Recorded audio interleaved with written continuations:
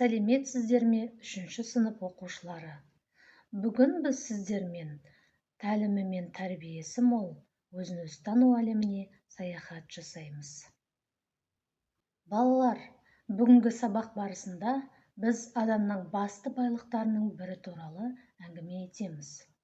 Қалай ойлайсыздар, адамның басты байлықтарына нені жатқызуға болады?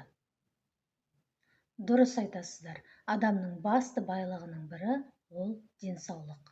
Олай болса, бүгінгі сабағымыздың барысында сіздер денсаулықты қалай сақтауға болады, жанның саулығы деген не, сол туралы білетін боласыздар. Балалар, бүгінгі біздің сабағымыздың дәйек сөзі жаны саудың тәні сау. Халық даналығы.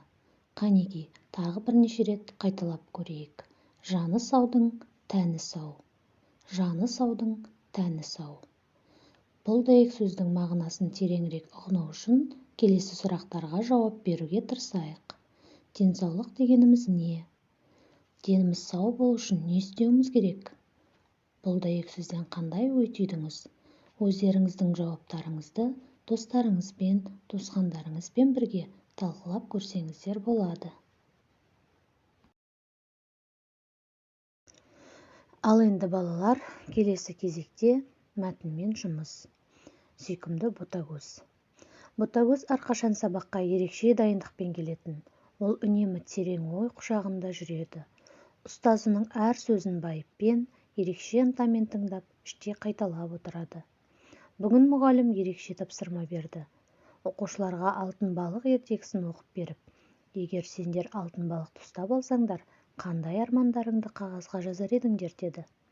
Оқушылар өз армандарын қуана күбірлеп жазып жатты. Аздаған үзілістен соң олар өз жазғандарын оқып берді. Ержан, маған машина керек деді. Жансу, маған әдемі қуыршақ керек деді.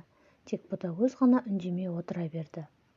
Мұны байқаған мұғалім, ботагөз, сен алтын балықтан қандай тілек тіледің? Деп сұрады.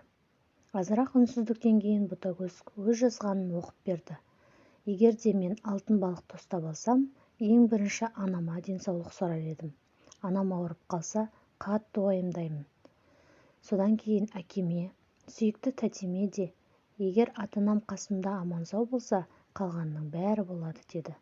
Мұғалім ботагөзге үлкен сүйіспеншілікпен қарады. Оқушыларда үлкен ойға батып кетті.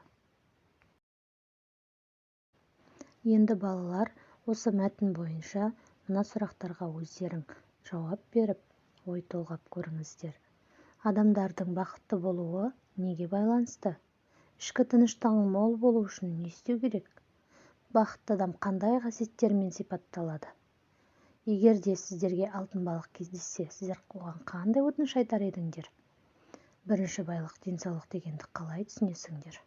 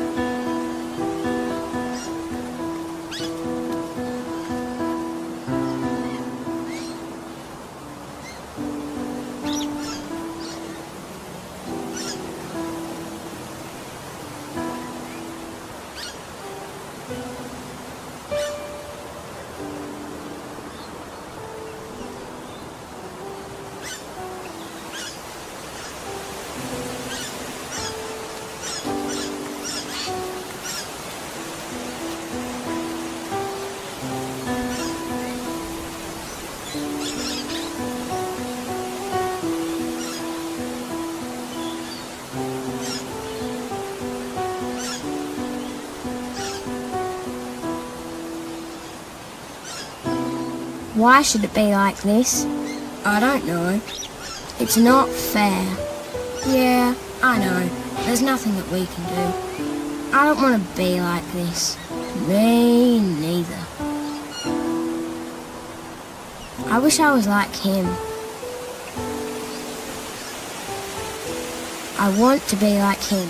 I want to be like him. I want to be like him.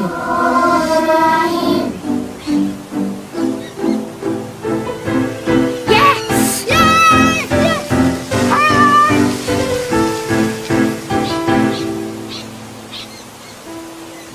Sorry to take so long, dear. Are you ready to go now?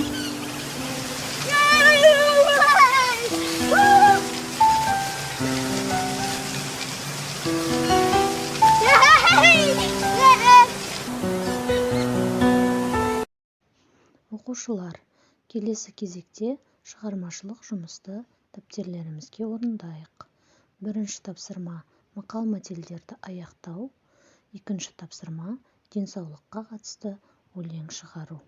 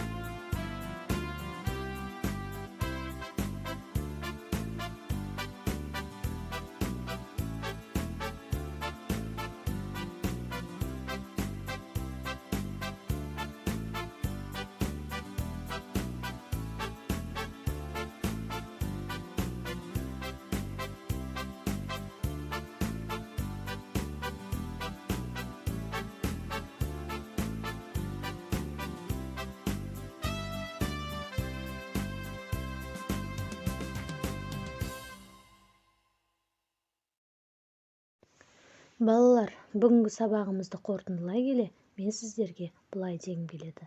Адамның басты байлығы ол денсаулық. Денсаулықты сақтау әр адамның өзінің қолында.